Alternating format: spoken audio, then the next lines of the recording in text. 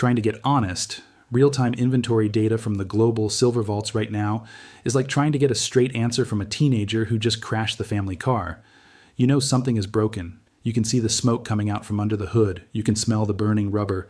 But they are standing there with a smile that doesn't quite reach their eyes, telling you that everything is fine, the car is just resting, and by the way, can they borrow $20 for gas? It is absurd. It is insulting to your intelligence. And it is exactly what is happening in the precious metals market as we speak. Welcome back. If you are new here, you have stumbled into the only corner of the internet that reads the footnotes so you don't have to. I am John O.G. And before we get into the absolute crime scene I am about to show you, I need you to do me a favor. There is a sea of copycats out there. They take my thumbnails, they take my titles, and they try to sell you crypto scams in the comments. Do not fall for it. My community knows the drill. Go down to the comments section right now and type OG John OG. Let them know we are watching. Let them know the relentless algorithm of truth is active. Comment OG John OG to fight the bots. Now, stop what you are doing. Put down the coffee. Look at me. 3 major vaults just went dark. And when I say dark, I don't mean the lights went out. I mean the data flow stopped. The daily ledger that tells us who owns what, where it is sitting, and who has the claim on it, it just vanished. We usually get these reports like clockwork. Every day, the COMEX, the LBMA, the depositories, Brinks, Loomis, Malka Amit, they push out the numbers. It is usually boring. It is usually just numbers on a spreadsheet. But yesterday, for 3 specific sub-custodians, the numbers didn't update. They flatlined. If this was a software glitch, it would be fixed in an hour. We are talking about billions of dollars of collateral here. You don't just have a glitch with billions of dollars. If your bank account balance disappeared for 24 hours, you would panic.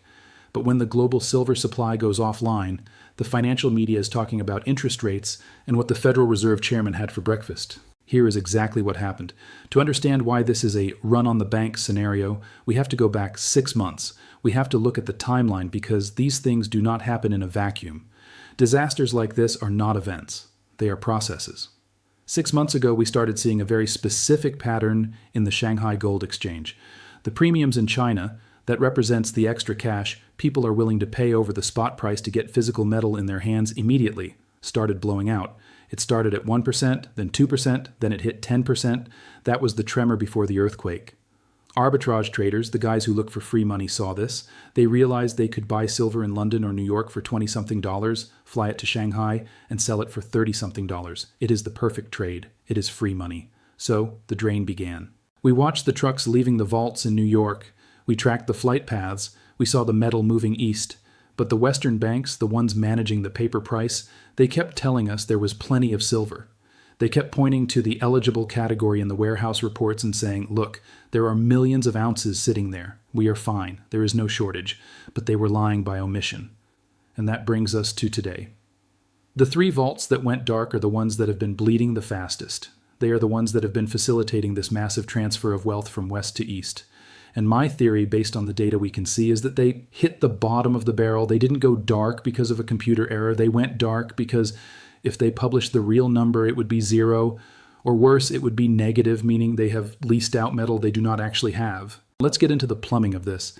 I want to explain this so clearly that you can explain it to your brother-in-law at the barbecue this weekend without sounding like a conspiracy theorist. We need to talk about the difference between registered and eligible. These are the 2 words that the banks hide behind. They use these words to confuse you. Imagine a giant warehouse. This is the COMEX vault. Inside this warehouse, there are 2 sections. Section 1 is called registered. This is the metal that is ready to go. It has a warrant attached to it. A warrant is a piece of paper that acts like a title deed. If you buy a futures contract and you stand for delivery, this is the metal you get. It is sitting by the loading dock. It is stacked, wrapped, and ready to be put on a truck. Section 2 is called eligible. This is the trick. This is where the illusion happens. Eligible silver is metal that meets the purity standards. It is a 1,000-ounce bar, 99.9% pure, and it is sitting in the vault. But, and this is the most critical but in the financial world, it is not for sale. It belongs to someone else. It belongs to a private investor, or a family office, or a manufacturer who uses silver for solar panels. It is sitting there for safekeeping. It is a private storage locker. It is not part of the market supply. So when the news tells you there are 300 million ounces in the COMEX, they are counting the stuff in the private lockers. They are counting the eligible silver. They are pointing at your neighbor's car and telling you that the car dealership has plenty of inventory. but you can't buy your neighbor's car. It's not for sale. What we have seen in the last 48 hours before the lights went out was a frantic attempt to move metal from eligible to registered. Why would they do that? Why would a private owner suddenly decide to sell? They wouldn't, unless they were coerced, or unless the private owner was actually a bank shell company all along. We saw a massive adjustment, that is the official term they use in the report, adjustment, where millions of ounces suddenly flipped from private to public. They are raiding the private lockers to fill the display case because the display case is empty. They are trying to make it look like there is inventory for the traders to buy. But here is the catch. The metal that moved into registered, it vanished the next day. It didn't sit there. It was stopped. That is the term for when a buyer takes delivery. It was stopped immediately. This tells us that there is a whale in the market, a massive buyer who is standing there with a gaping maw, swallowing every single bar that becomes available. This buyer doesn't care about the price, they care about possession. And when you have a buyer who demands physical possession in a market that is built on fractional reserve paper leverage, you break the system. This is exactly what happened in 1980 with the Hunt brothers. Everyone knows the headline version of the Hunt brothers story. Two Texas oil billionaires tried to corner the silver market. The government stepped in and changed the rules to bankrupt them. But nobody talks about the sellers in 1980. Nobody talks about the panic on the other side of the trade. In January 1980, right before the price hit $50, the bullion banks in New York were calling jewelry stores. They were calling silverware manufacturers. They were begging them to melt down grandma's tea set. They were desperate for physical metal because they had sold more paper silver than existed on the surface of the earth. We are seeing the same desperation today, but it is happening behind closed doors. It is happening in the lease rates. If you want to know the truth, you don't look at the price. The price is a lie. The price is set by algorithms trading paper contracts back and forth in milliseconds. If you want to know the truth, you look at the lease rate. The lease rate is the cost to borrow silver. Yes, you can borrow silver. Banks do it all the time. If a refiner needs silver to make bars, but their shipment hasn't arrived yet, they borrow some from a central bank, use it, and promise to pay it back later with interest. Usually, the lease rate is tiny. It is near zero. Why would it be high? Silver is a rock. It sits there. It doesn't pay a dividend. But right now, the lease rates are spiking. They are going vertical. This means that banks are willing to pay a massive premium just to get their hands on physical metal for a few days. Why?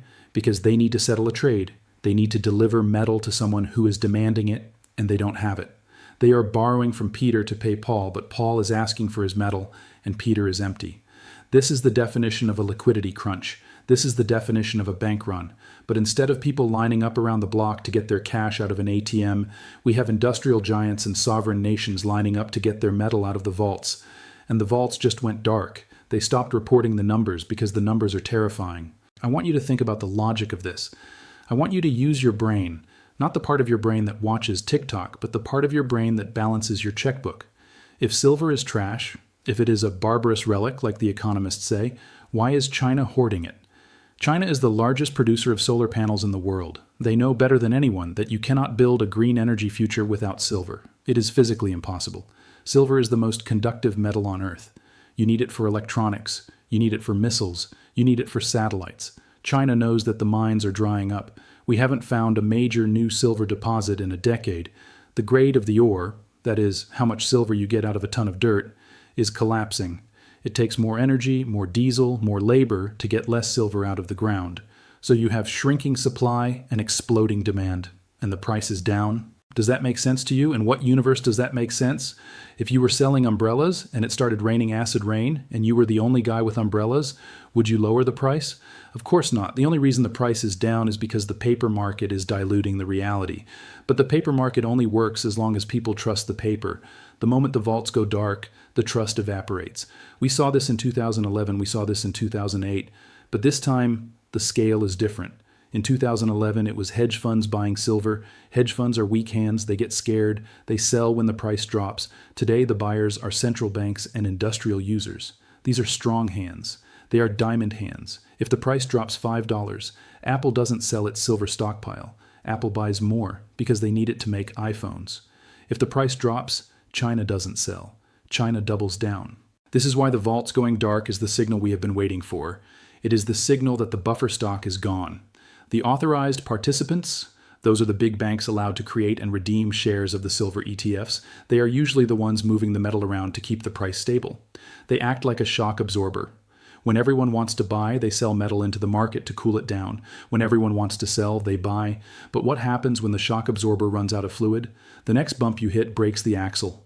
The disappearance of the reporting from these three vaults suggests the shock absorber is dry. They cannot dampen the volatility anymore. They are hiding the data to buy time. They are hoping that if they don't show the empty shelves, people won't panic buy. But we know better. We track the flow. Let's talk about backwardation. I know, it's a fancy word. It sounds like something a chiropractor treats you for, but it is the most important signal in the commodities market. Normally, a commodity costs more in the future than it does today. If you want to buy corn for delivery next year, you have to pay the spot price plus the cost of storing the corn for a year, plus insurance, plus interest. This is called contango. It is normal. Backwardation is the opposite. It is when the price today is higher than the price in the future. It means the market is screaming, I don't care about next year, I need it now. It implies a shortage so severe that people are willing to pay a premium for immediate delivery. Silver has been flirting with backwardation for weeks. The vaults going dark is the final confirmation. The insiders are panic buying.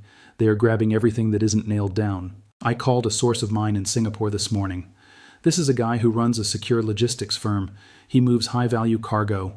I asked him what the lead time is for a secure shipment of silver bars. Usually it is 3 days. He told me 3 weeks. He said they can't get the bars.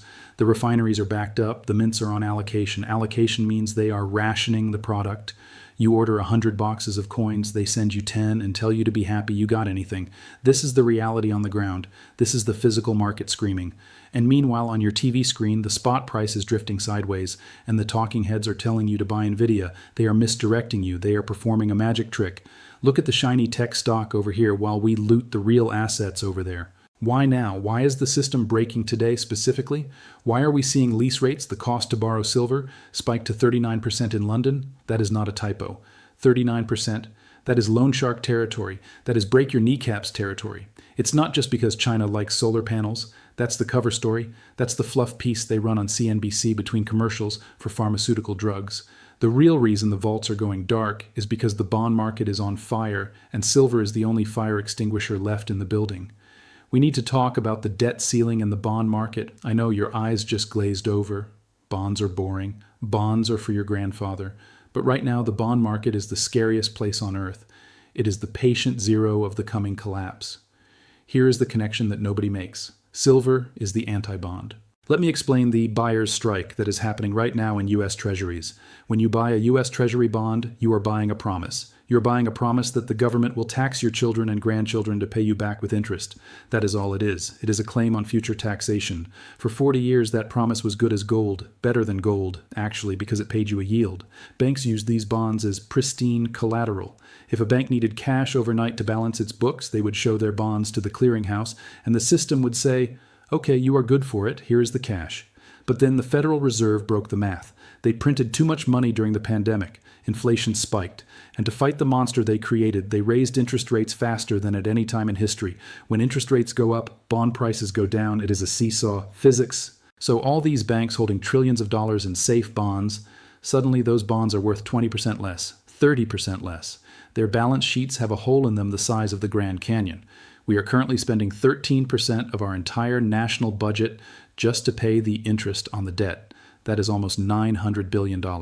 We are spending as much on interest payments as we are on the entire U.S. military. Think about that. We are borrowing money just to pay the interest on the money we already borrowed.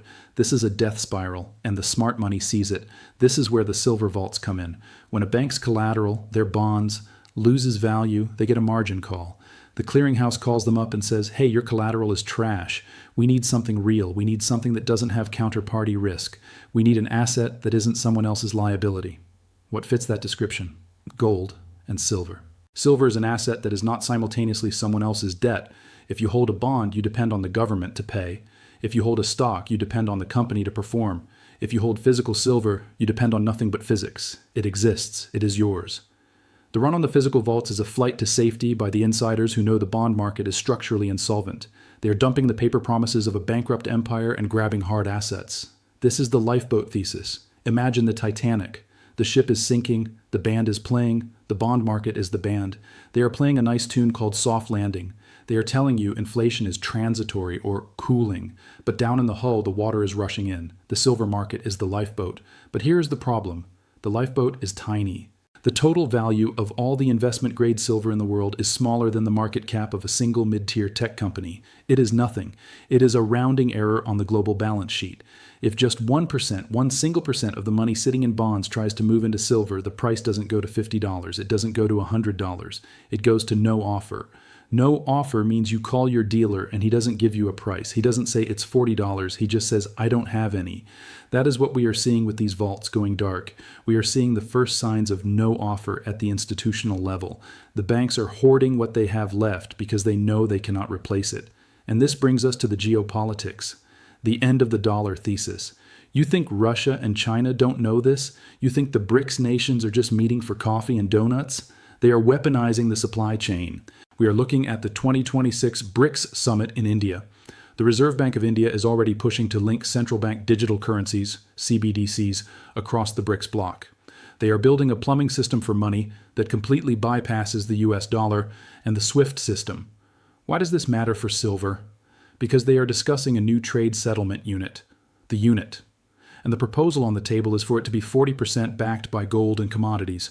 Russia controls the energy, China controls the manufacturing supply chain, and together they are draining the West of physical metals. They are selling us their goods, their plastic toys, their electronics, and taking our depreciating dollars. But then, immediately, they are taking those dollars and converting them into gold and silver on the Shanghai Exchange. They are arbitraging the stupidity of the West. They know that the US dollar is backed by two things, the US military and the US bond market. The military is stretched thin, and the bond market is broken, so they are attacking the weak point. They are buying the physical commodity, taking delivery, and leaving the West holding the empty paper bag. When you hear about a global reset, this is what it looks like. It isn't some guy in a suit pushing a big red button. It is a slow, grinding realization that the paper claims outnumber the physical assets by 500 to 1. The reset happens when the person holding the 500th claim realizes he isn't getting a chair when the music stops. We are watching a game of musical chairs played with nuclear weapons and sovereign debt, and the music is glitching. So what do? This is the part where I am supposed to tell you it's going to be okay. It's not. If you are holding paper assets, stocks, bonds, currency, and a savings account, you are standing on the tracks. The train is coming. I can hear the whistle. You need to become your own central bank. We are moving toward a world of central bank digital currencies. The FedNow system is already live. They want to move you into a digital corral, a system where your money is programmable, where it can expire if you don't spend it fast enough, where it can be restricted if you try to buy the wrong things like too much carbon or too much ammunition or too much truth. Silver is the exit door from that digital prison. It is anonymous. It is untraceable. It is the only money that works when the lights go out. This is the verdict. The system is not designed to save you. The system is designed to use your liquidity to save itself. When they froze the vault data, they showed their hand. They showed you that transparency is optional for them, but survival is mandatory for you. You need physical metal, not an ETF, not a mining stock. Those have their place, sure, but if you don't hold it, you don't own it. If it is in a vault in London, it belongs to the Queen, or the King, or whoever the bank decides to bail in when the crisis hits. You need it in your hand. You need it where you can see it, and you need to do it yesterday. The window is closing. Remember the adjustment I talked about in part 1?